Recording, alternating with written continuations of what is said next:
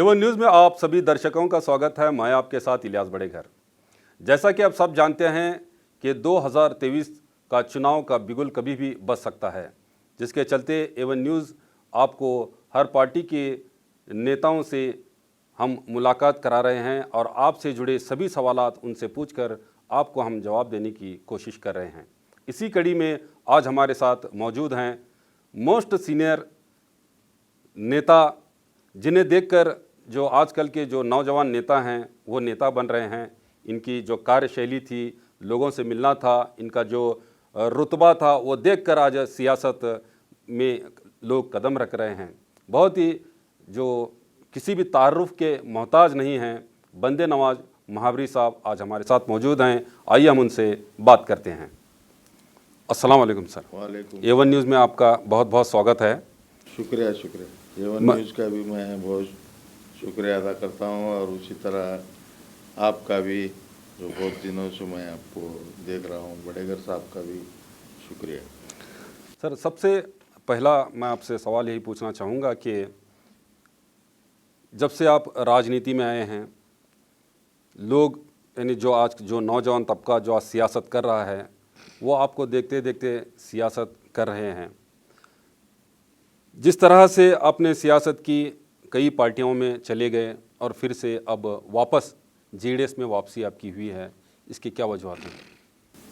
जहाँ तक वापसी का सवाल है, मेरा जहन, मेरा दिल जनता दल की तरफ ही था। कुछ लोगों की वजह से मैं जनता दल से दूर हुआ था। वो जो बातें हैं आने वाले दिनों में मैं आपसे फिर कभी शेयर करूंगा। अगर मैं वो सब बोलूँगा तो फिर माशरे में इंतशार पैदा हो जाएगा।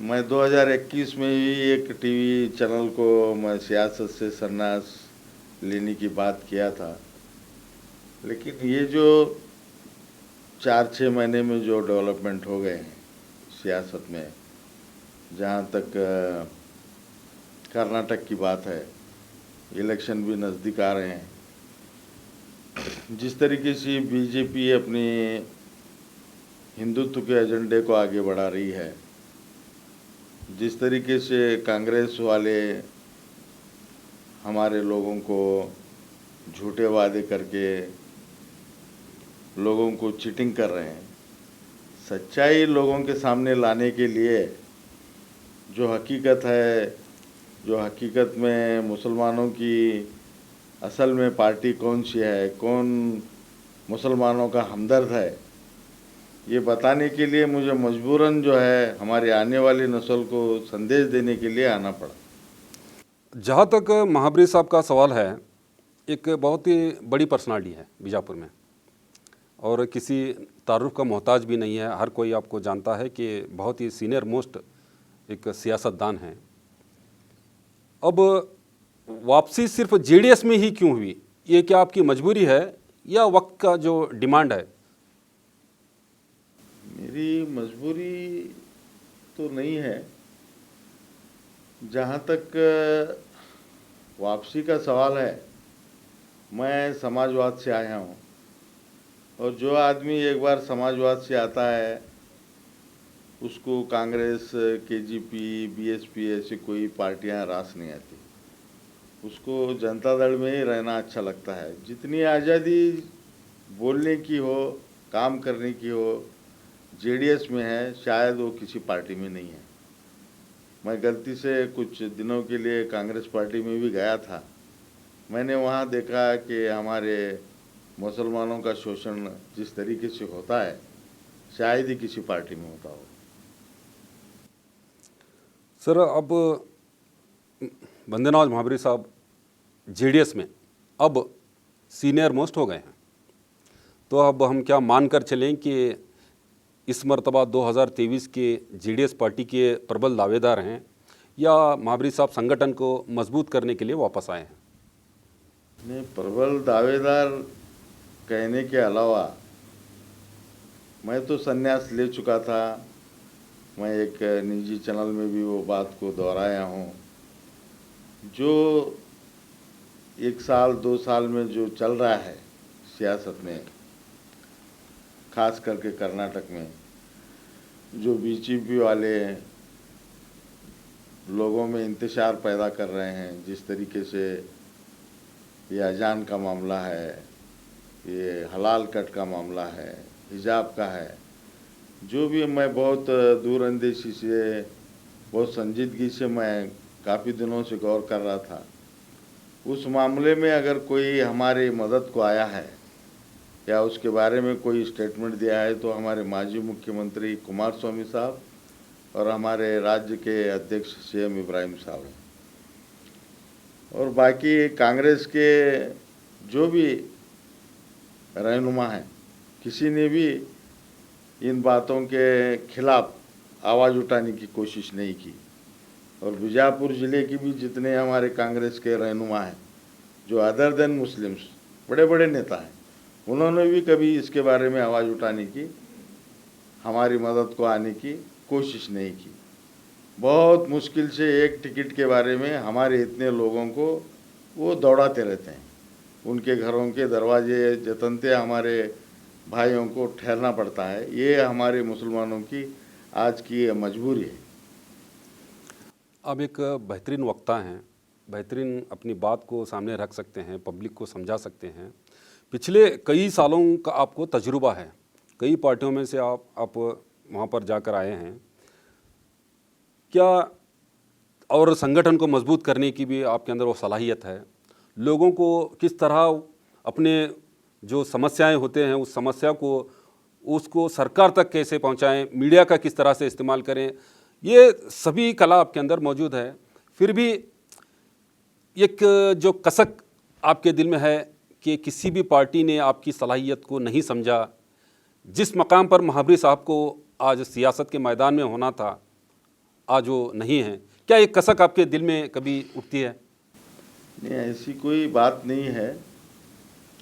कुछ लोगों ने कुमार स्वामी साहब से 2010-11 में, जहां हमारा थोड़ा बेंगलुरु को आना जाना कम हुआ, हमारे सारे बारे में कुछ गलत सलत बातें उनके सामने कही थी, तो हमने कुछ कुमार स्वामी से नाराज़गी से हम वापस आए। लेकिन ये बात देवेगौड़ा साहब को मालूम नहीं थी। पिछले कॉरपोरेशन इलेक्शन में कुछ यहाँ टिकटों में बांटने के अंदर या कैंडिडेट का प्रचार करने के कुछ गलत सलत बातें हुई, कुछ ऑडियो, कुछ वीडियो, कुछ लोग ले जाकर देवेगौड़ा साहब को दिए हो, तो वो मुझे याद किए हो कि वो माइनॉरिटी, वो मुझे नाम से नहीं जानते, वो मोटा सा, वो माइनॉरिटी इलेक्शन ठहरा था ऐसा। तो रात को 11 बजे वो मुझे फ़ोन किए कि पार्टी में इतना सब गड़बड़ हो रहा है, तू क्या कर रहा है? नहीं साहब, उधर सब पार्टी में काम करने के लिए मुझे तकलीफ़ होती है सर। अरे तू ही मालिक है, आने वाले दिनों में तुम्हारे कम्युनिटी को भी हम मदद करने की, जैसा कुमार स्वामी को फिर एक बार सरकार बनाएंगे, रैतों के लिए भी अच्छी सी सरकार बनाने की कोशिश करेंगे, मैं तेरे साथ हूँ, तो पार्टी में आ, फिर से काम कर। तो इसी तरीके से वो हमारा जिला अध्यक्ष हैं माड़गी साहब और हमारे कुछ सीनियर नेता हैं, शांतप्पा जत्ती, SV पाटिल, हिरण्णा मुटगी, कुछ हमारे लोग मेरे से रिक्वेस्ट करने के बाद मैं फिर से जनता दल में काम करने के लिए आ गए। सर, आजकल आप देख रहे हैं कि बीजेपी हिंदुत्व की राजनीति कर रही है, जिसके तहत वो राजनीति के लिए मुसलमानों को गाली देना, मगर मतलब ऐसे मुद्दे जैसे अजान, हलाल कट और हिजाब, ऐसे मुद्दों को वो अपने लोगों के सामने वो पेश कर रहे हैं और वो संगठन को मजबूत करना चाह रहे हैं और वहाँ पर अपनी वोट बैंक भी बनाना चाह रहे हैं, वो अपना काम कर रहे हैं। अब ऐसे माहौल में कांग्रेस पार्टी से बीजापुर को एक माइनॉरिटी से टिकट दिया जा रहा है। अब मान लीजिए महाबीर साहब खड़े हो जाएंगे या कोई जेडीएस से कोई और खड़ा हो जाएगा, इस तरह से दूसरी और पार्टियां खड़ी हो जाएंगी, यानी कैंडिडेट उनके खड़े हो जाएंगे, तो यहाँ पर वोट का डिवाइड हो जाएगा और बीजेपी को आसानी हो जाएगी, ऐसा लोग बात कर रहे हैं। इस पर आप क्या कहना चाहेंगे? ये बात तो सही है, पिछले कई इलेक्शनों में ऐसा होता आया है। ये बीजापुर की बदनसीबी है कि मुसलमान को वोट डालता है हिंदू हिंदू को वोट डालता है। ये देश की आज़ादी में जितना मुसलमानों ने खून बहाया है, इसका हिसाब किताब हमारे लोगों में देने के लिए बहुत देरी किए हैं। हमारे जो धार्मिक नेता हैं, जो हमारे रहनुमा हैं, जो नुमाइंदगी कर रहे हैं हमारी, वो लोगों ने हिंदुओं के साथ अपने ताल्लुकात को, अपने रिवायात को पेश करने की कोशिश नहीं की। कम से कम कल ही मेरे पास एक कुछ मौलाना लोगों का एक डेलीगेशन आया था कि एक फंक्शन के लिए आलमगीर शादी मल, मैं उनको हाथ जोड़ के बोला कि भाई हम तो पूरा इस्लाम का पूरा बुझ चुका है नाम, कम से कम इस्लाम भी एक धर्म है। चलने वाले शायद गलत होंगे, इस्लाम सच्चा है, इतना तो होने की बात आप मस्जिदों में, जुम्मा के बयान में, रोज़मर्रा की ज़िंदगी में ये हालात हाजरा के बारे में बोलो बोल के उनको मैं हाथ जोड़ के बोला हूँ। कल की ही बात है। क्या हो रहा है, ये हमारे धार्मिक जो रहनुमा हैं वो सियासत में आके डिस्टर्ब करने से ये सब गड़बड़ हो रही है। सियासत करने वालों को सियासत करने दो। आपको जो आलिम है आप कीजिए, आपका मियार ऊंचा है, आपको जो काम करना है आप कीजिए। नहीं, मेरा सवाल आपसे था कि अगर जेडीएस पार्टी और दूसरे पार्टियों के माइनॉरिटी लोग अगर खड़े हो जाएंगे तो कांग्रेस में खड़ा हुआ जो माइनॉरिटी जो कैंडिडेट है उसको सीधे सीधे नुकसान हो जाएगा और इससे बीजेपी को फायदा हो जाएगा। इस पर आप क्या कहना चाहते हैं? जितने भी बार कांग्रेस वालों ने बीजापुर सिटी में कैंडिडेट डिक्लेयर किया है, इतिहास निकाल के देखिए आप। 1977 से 77 में जब बख्शी साहब एमएलए हुए, उसके बाद 2009 में कालेबाग साहब इलेक्शन ठहरे, उससे पहले 94 में एचयूएम पटेल हमारे जो बहुत बड़े वकील थे वो ठहरे, 2004 में आज़ाद पटेल टिकट लाए थे, उसके बाद यहाँ के ही कुछ रिलीजियस रहनुमाओं ने आज़ाद को चीटिंग करके फारूकी को टिकट दिलाया। तो जितनी भी बार जनता दल का टिकट डिक्लेयर हुआ है उसके बाद ही कांग्रेस वालों ने टिकट दिया है। तो मैं ये क्यों बोलना चाह रहा हूँ आपको, क्या आपने जेडीएस के कैंडिडेट को हराने के लिए कांग्रेस का कैंडिडेट डाला? जहाँ तक 2008 का सवाल है, मेरा तो 6 महीने पहले मैं एक माइनॉरिटी कन्वेंशन बुलाया था आलमगीर शादी मल में। देवगौड़ा साहब 6 महीने पहले मेरा टिकट डिक्लेयर किए थे, तो आप लोगों ने फिर कांग्रेस का कैंडिडेट क्यों डाला? ये मेरा सवाल कांग्रेस वालों से है। आप जो पूछ रहे हैं ये कांग्रेस वालों की भी गलती है। अभी एक सेकुलर पार्टी होने के नाते ये दोनों पार्टियां एक होकर इलेक्शन क्यों नहीं लड़ती? कांग्रेस वाले बीजेपी की बी टीम है, ये जेडीएस वालों के साथ सीट एडजस्टमेंट क्यों नहीं कर रहे थे ये लोग? कांग्रेस वाले जेडीएस वालों के साथ सीट एडजस्टमेंट करने के लिए पीछे हटते हैं। आए तो सेकुलर बन के तुम राज करो, कम्युनल बन के हम राज करते हैं। दो एजेंडा है। बीजेपी तो हमारी खुली दुश्मन है, लेकिन कांग्रेस पिछले 70 सालों से मुसलमानों का शोषण कर रही है। हमारा रिजर्वेशन कांग्रेस वालों ने निकाला, बाबरी मस्जिद का इशू कांग्रेस वालों ने उठाया, देश पूरा शांत था, देश में कम्युनल वातावरण निर्माण करने वाले कांग्रेस वाले हैं। हमारी साचार कमेटी की रिपोर्ट 15-20 साल से कचरे के डिब्बे में पड़ी हुई है। इसका जवाब देने वाले कौन? हमारे हिंदुस्तान में मुसलमानों की नुमाइंदगी खत्म कर डाली कांग्रेस वालों ने। एक भी हमारा लीडर बाकी नहीं है। सुतार वकील साहब 92 में जब बाबरी मस्जिद का इशू हो गया था, कांग्रेस का सब सुकड़ा साफ हो गया था। ऐसे टाइम में मजबूर में वो एक डायनामिक लीडर था। वो पर्सनालिटी के सामने कोई अच्छे से अच्छा ऑफिसर ठहरता नहीं था। ऐसे आदमी को आप टिकट दिए, यहाँ तक कि कांग्रेस की ऐसी हालत हुई 8000 वोट लेने में भी वो कामयाब नहीं हुए। तो फिर आप जब कांग्रेस की हालत अच्छी हुई तो रिपीट फिर सुतार वकील को आप घर को जाके लाना था। तो अंश परंपरा तुम्हारे घरों में चलती है, जो लिंगायत लीडर्स हैं। मुसलमानों को क्या आप एक टिकट दे के 94 की आप इलेक्शन की बात लीजिए, 8 मतक क्षेत्र के अंदर यन ब्लॉक कांग्रेस वालों ने वोट डाला, 7 कैंडिडेट चुन के आते हैं, सिटी के अंदर जेडीएस का कैंडिडेट गिरता है, बीजेपी आती है। जब तक ये हिंदू मुस्लिम वालों के अंदर गठबंधन नहीं होता तब तक इस देश का कुछ होने वाला नहीं, डेवलपमेंट भी नहीं होने वाला, शांत भी नहीं रहने वाला है, कम्युनल वातावरण ऐसा चलता ही रहने वाला। अब एक अहम मुद्दा है बीजापुर शहर का। अब बीजापुर को अगर हम देखें तो उसको 2 हिस्सों में हम तकसीम कर सकते हैं। एक तरफ पूरी तरह से आबाद नज़र आता है, जहाँ पर अच्छी अच्छी सड़कें बन रहे हैं, अच्छे ब्रिज बन रहे हैं, अच्छे अच्छे डेवलपमेंट के काम हो रहे हैं। इसका हम स्वागत भी करते हैं, इसी तरह से होना चाहिए। मगर एक तरफ पूरी तरह से उसे अनदेखा कर दिया गया है और यहाँ के लोग भी टैक्स देते हैं सरकार को। इस तरह जो बीजापुर को 2 हिस्सों में तकसीम किया गया है, मतलब उस एक तरफ पूरी तरह से अनदेखा कर दिया गया है। न सड़कें हैं, न ड्रेनेज का सिस्टम है, न पानी का सही वहाँ निकासी का सिस्टम है, कुछ भी वहाँ पर सही नहीं हो रहा है। तो ऐसे हालात में जो जेडीएस पार्टी के लिए ये तो अच्छे मुद्दे हैं अभी, क्योंकि इलेक्शन का जो बिगुल है कभी भी बच सकता है। ऐसे मुद्दों को लेकर जेडीएस पार्टी सड़क पर क्यों नहीं उतर रही? नहीं, मैं अभी एक 15-20 दिन हो गया आकर।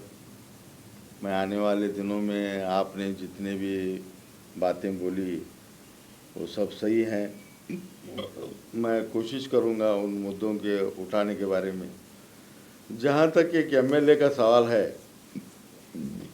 बसंतगौड़ा पाटिल साहब वो एक लिंगायत रहनुमा होने के बावजूद ये जो एक तरफ डेवलपमेंट कर रहे हैं, एक तरफ छोड़ रहे हैं, वो बिल्कुल गलत बात है। जहाँ तक वो लिंगायत रहनुमा होने की वजह से वो हमारे जो पिछले जो भगवान का अवतार ही समझिए आप उनको, बसवण्णा जी हैं, उन्होंने अनुभव मंडप की बात की है। और जहाँ तक प्रजा है, एक राजा प्रजा के साथ न्याय करना चाहिए, राजधर्म का पालन करना चाहिए। जो भी एमएलए हो, चाहे वो मुसलमान हो हिंदू हो, ये जिस तरीके से 2 अलग हिंदू मुस्लिम बेल्टों में डेवलपमेंट का काम रुका रहे हैं, ये बिल्कुल हिंदुत्व के भी खिलाफ है। ये हिंदू धर्म इतना श्रेष्ठ धर्म है। जहाँ तक मैं थोड़ा आध्यात्मिक सत्संग, वैदिक धर्म और मारिफत के बारे में जानता हूँ, इंसानियत का इल्म भी मैं कुछ अल्लाह के फजल से मुझे कुछ इनायत हुआ है। लेकिन ये जिस तरीके से राजधर्म का पालन नहीं कर रहे, चाहे वो हिंदू हो मुसलमान हो, वो इंसानियत के गद्दार हैं और इस देश की भी गद्दार हैं। तो जेडीएस पार्टी इन मुद्दों पर सड़क पर क्यों नहीं उतर रही सर? नहीं, अभी जो कुमार स्वामी 8 दिन तक पंचरत्न यात्रा लेकर बीजापुर में ही थे, जो मुद्दे लेकर वो निकले हैं, उससे आने वाले दिनों में लोगों को बहुत बड़ा फायदा होगा। सर, जब अब कुमार स्वामी जी की बात कर रहे हैं, वो पंचरत्न योजना को लेकर यात्रा कर रहे हैं और उन्हें बहुत समर्थन भी मिल रहा है। जो आज देश के हालात हैं, एक हिंदू मुस्लिम यहाँ पर डिवाइड किया गया, यानी रिलीजन की हर तरफ बात हो रही है। ऐसे हालात में यानी जो डेवलपमेंट की राजनीति इस मजहबी राजनीति पर हावी हो सकती है या नहीं, आप क्या इसके बारे में क्या सोचते हैं? वो हावी होकर बहुत दिन हो गए, हावी हो चुकी है। इसलिए अभी कोई अवतार ही आना इन लोगों को समझाने के लिए। तो जितने भी सूफी संत लोग हैं, वो घरों से बाहर आके इस देश को बचाने के लिए, इस देश की एकता और अखंडता को बचाने के लिए कोशिश करना बहुत ज़रूरी है। जिस तरीके से ये देश तोड़ने की बात कर रहे हैं, ये जो मनुवाद है, ब्राह्मणवाद और मनुवाद दोनों एक ही काम कर रहे हैं। जो 2 दिन पहले कुमार स्वामी ने एक स्टेटमेंट दिया, शायद आपने भी देखा होगा, कि कैटेगरी ब्राह्मणों में कौन सी है, ये प्रहलाद जोशी के बारे में बोल रहा हूँ मैं जी। आपको। तो गांधी को मारने वाले लोगों के हाथ में जब देश दिया जाएगा तो फिर डेवलपमेंट की आप कैसे बात कर सकते हैं? ये जब तक लिंगायत लोगों के समझ में नहीं आता कि हमारा दुश्मन कौन है, इस समाज को बिगाड़ने वाला कौन है, तब तक इस देश का कुछ होने वाला नहीं है। ये हमारे ब्राह्मण सब बुरे हैं, मैं ऐसी बात नहीं करता। ब्राह्मण हमारे दोस्त हैं, अच्छे लोग भी हैं, हमारे ब्राह्मणों से कुछ लेना देना नहीं है। ब्राह्मणवाद और मनुवाद से हमारी टक्कर है। जो गांधी को मारे हैं, जो आज घोड़सी की पूजा कर रहे हैं, उनसे हमारा झगड़ा है। सर, जहाँ तक अब बीजापुर जेडीएस पार्टी का सवाल है, यहाँ पर पिछले दिनों जो माइनॉरिटी सेल के पदाधिकारी एक प्रेस कॉन्फ्रेंस करके यहाँ के जो लोकल आपके जिला अध्यक्ष हैं उन पर नाराज़गी जाहिर कर रहे थे। तो ये क्या ये नाराज़गी जो है वो एक आरोप लगा रहे थे कि जात्यातीत जनता दल में जातिवाद हो रहा है, इस पर आप क्या कहना चाहेंगे? ऐसी बात नहीं है, शायद वो हमारे बच्चे हैं, वो सब नाराज़ हुए होंगे। और आने वाले दिनों में उन चीज़ों को सही करने के लिए देवगढ़ा साहब, कुमार स्वामी साहब, सीएम इब्राहिम साहब और हमारे जिला अध्यक्ष माड़गी साहब, ऐसी उम्मीद करता हूं कि सब ठीक हो जाएगा। जहां तक जनता दल का सवाल है, हर बार जेडीएस को टिकट मुसलमानों को जेडीएस वालों ने ही दिया। और जहाँ तक ये लोकल बॉडी है हमारी बीजापुर में जो वीडीए, उसका 3-4 बार मुसलमान वहाँ के चेयरमैन बन चुके हैं। JM इंडीकर साहब चेयरमैन बन चुके हैं, और हमारे कालेबाग साहब चेयरमैन थे, फारूकी साहब थे। बहुत मुश्किल से मकबूल साहब के पीरियड में आज़ाद पटेल को 1 साल 1.5 साल के लिए चेयरमैन बनाना इनके लिए हलक की हड्डी के बराबर हुआ था, क्योंकि वहाँ मैं मौजूद था। वो किस हालात में हुआ वो मुझे मालूम है। सर, ये जो सवाल जो मैं आपसे पूछ रहा हूँ इसके लिए एक आप बेहतरीन इंसान हैं, एक सियासी लीडर भी हैं, और आप जो हमारे माशरे के हालात और लोगों के हालात से बखूबी जानते भी हैं।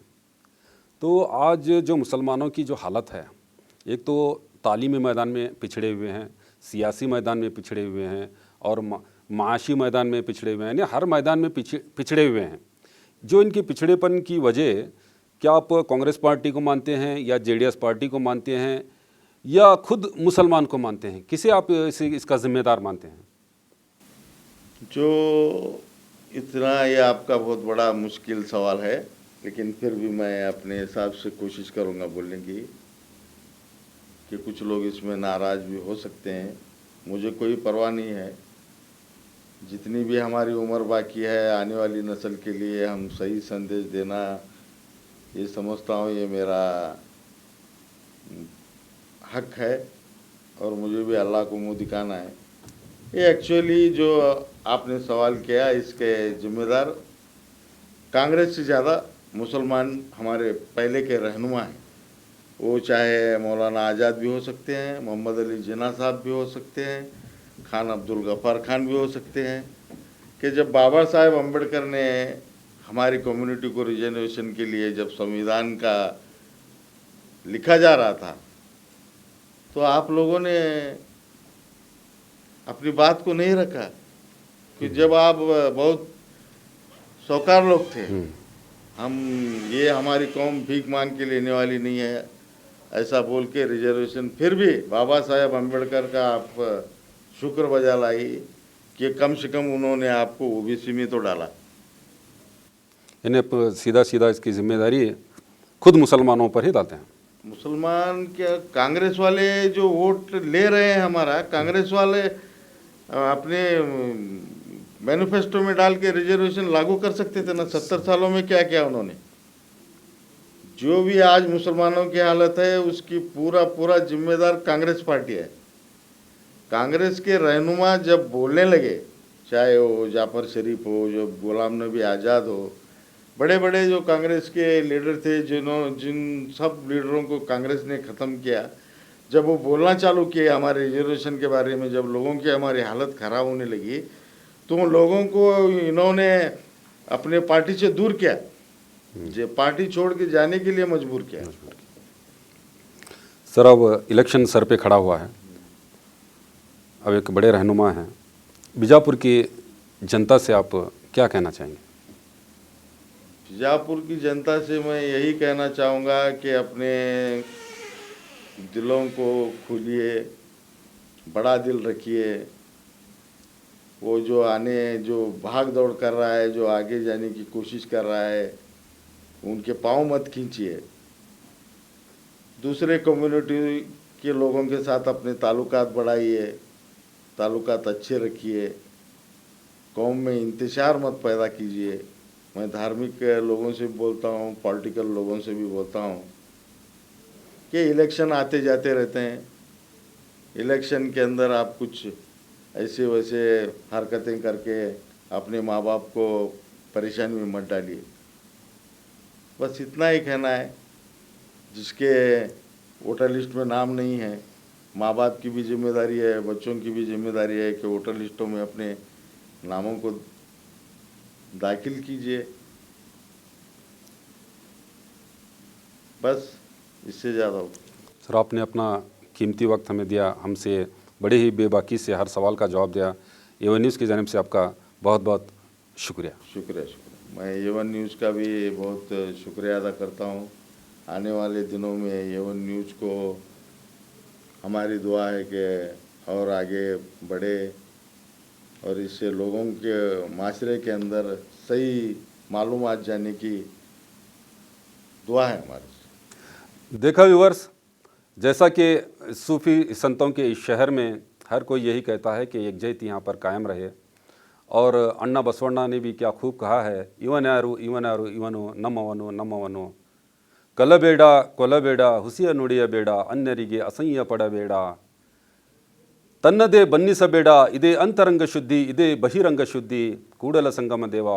इसी तरह से हर सूफी संतों ने भी अपनी बात कही है और कहा है कि ये एक इंसानियत है, ना हिंदू है ना मुसलमान है, ये सिर्फ इंसान है। हम सबको इंसान बनकर चलना चाहिए। इसी बात पर मावरी साहब ने जोर दिया है। हम इसी तरह से आपके हर सवाल, हर पार्टी के नेता जो हमसे यहाँ पर आएंगे उनसे पूछते रहेंगे। तब तक आप देखते रहिए A1 news channel, the face of trust.